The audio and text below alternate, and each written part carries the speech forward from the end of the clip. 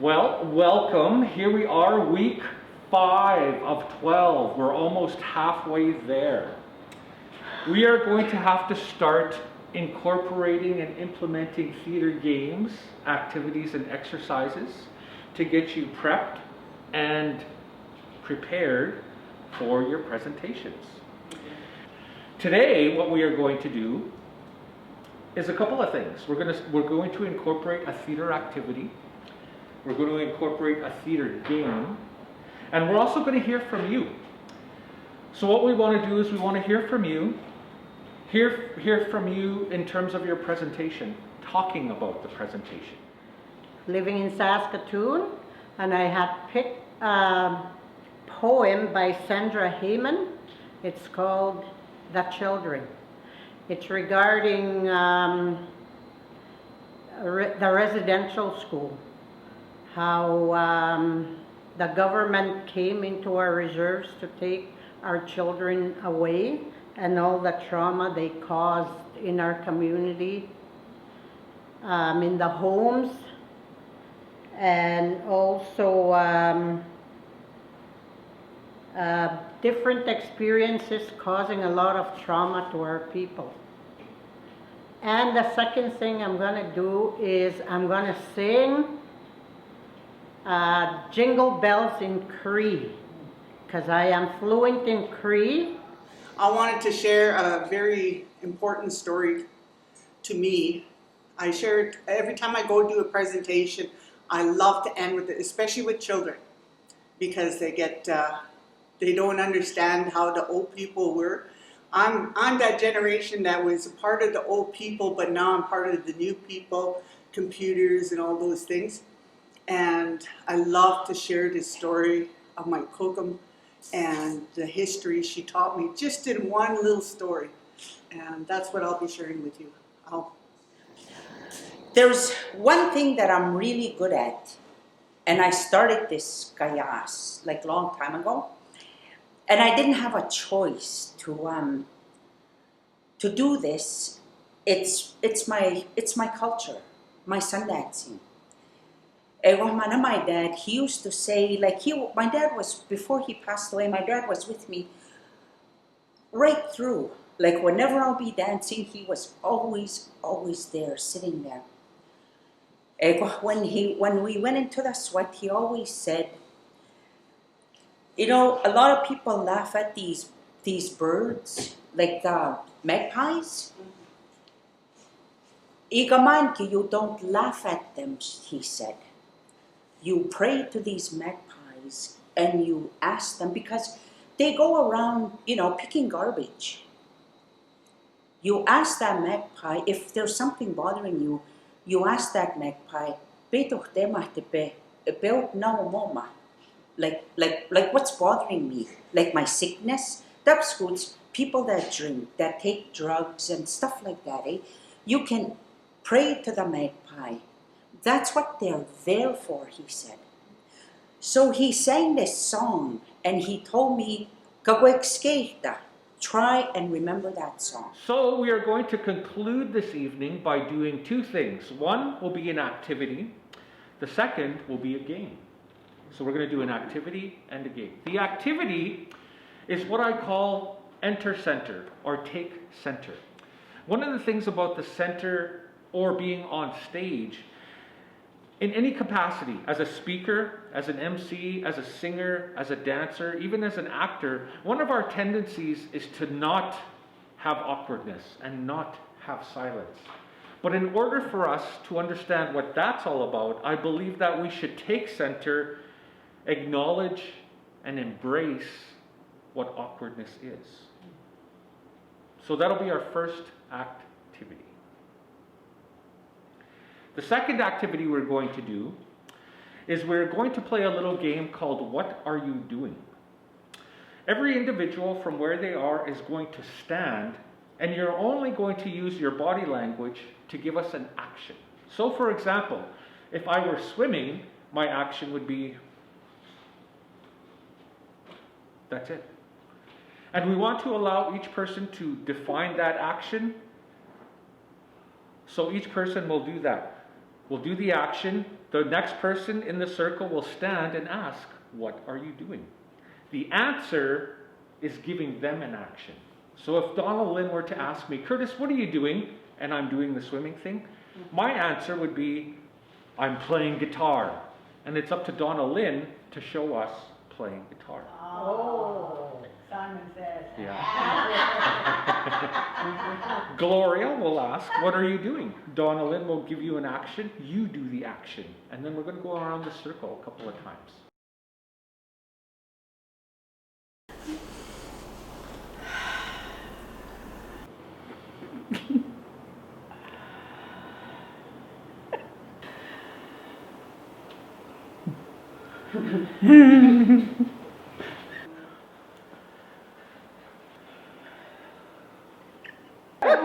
Okay, smarten up now. All right, so we're going to play a little bit of a game. It's called What Are You Doing? We'll go around the circle. What you're doing is prompting the next person with an action.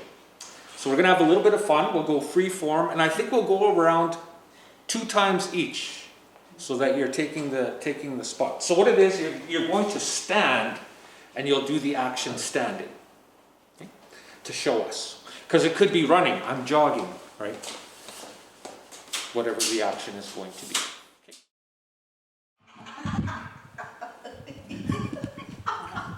Donna, what are you doing?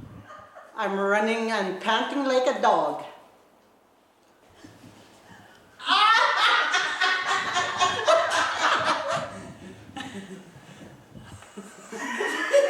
What are you doing? I'm flapping my wings. Gloria, what are you doing? Echo? Tell me what I'm supposed to do. I am, I'm a bird, a black bird.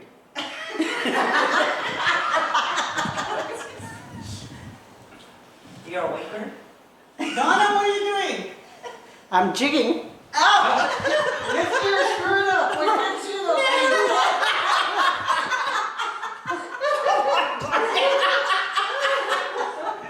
I'm just watching. Okay. Okay, Donna, what are you doing?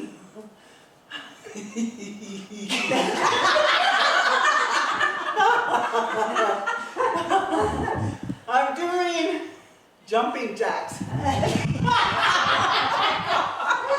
I don't know about that. Okay, what that is? Okay. The legs do.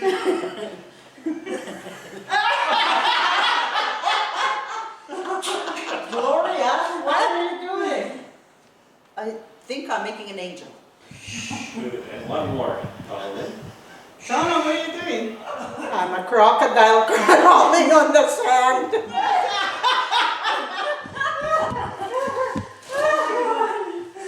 Okay. You shouldn't ask the kohkoms to do it.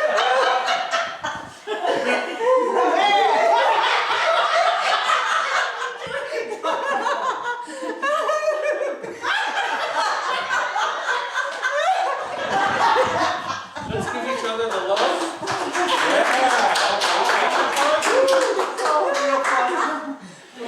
We, in our current world, we are missing this so much. And it's such a joy to just be in space together, enjoying time. The way that theater is actually supposed to be shared and experienced with each other and in person. That's why I'm so happy to just take a step back and watch you go. Thank you so much for that. So what we're going to do for next week, we're going to meet by Zoom for one session to talk about, are you ready? What are your questions? And then the second day will be Marcel and I setting up the space for your little performances. So that's going to happen the week after. So I guess I'd just like to close again just by saying thanks, but maybe Marcel, let's hear from the ladies. So one question I have is, for a lot of people right now, they're going through a hard time. And I hear from people, friends who say, I've been crying. This is really hard on me, this pandemic. So from you, what words would you share for people who are struggling at this time? I think what I do is I would tell, like we know about ceremony, and there's sacrifice in that. Even with the Bible, Abraham was asked to give away his only son, and he agreed to do it in faith, right? But he didn't have to. So when we go to ceremony, we go there and give everything we have as humans, the only thing we have as humans, which is our body. And we don't eat, we don't drink, we stay in silence, and we pray.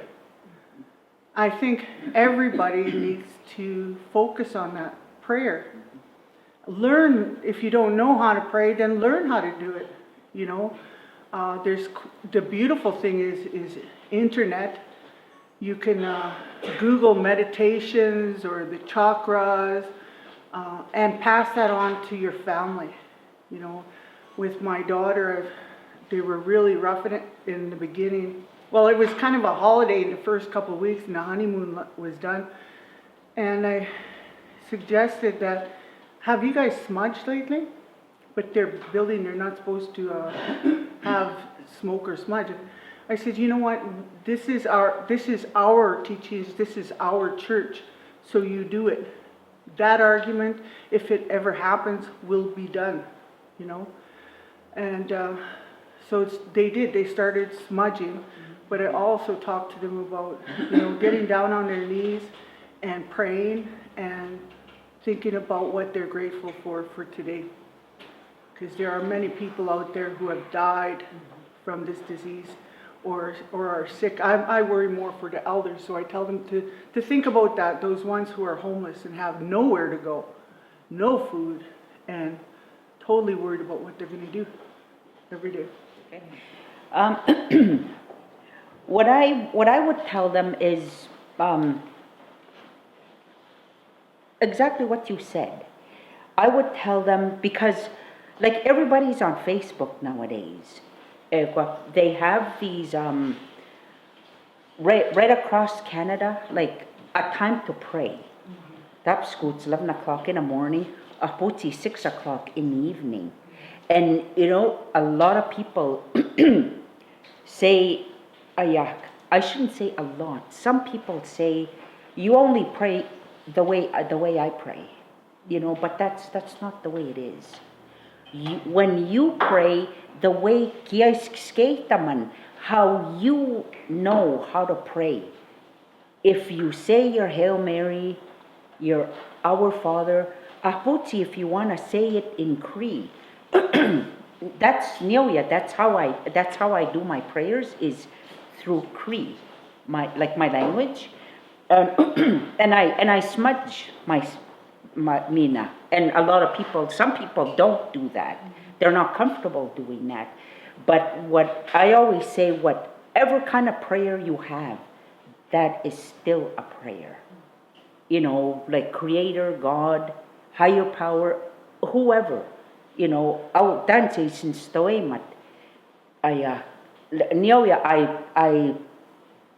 always say God, like he's my, like a God. Because that's how I looked at him when I was 18 years old, speak, and I was very young that time, and that's how I spoke to him, was like God. And I'm not 60 when I and that's how I am still today. What I learned from this pandemic is self-care. It's important to make sure that you take care of yourself, because you can't take care of anybody else if you're not well in here. It's important, like the other ladies said, it's important to pray. Pray to the Creator. As for me, I do pray to the Creator and I smudge. And that really gives me a sense of comfort. I have a daughter that I see every day.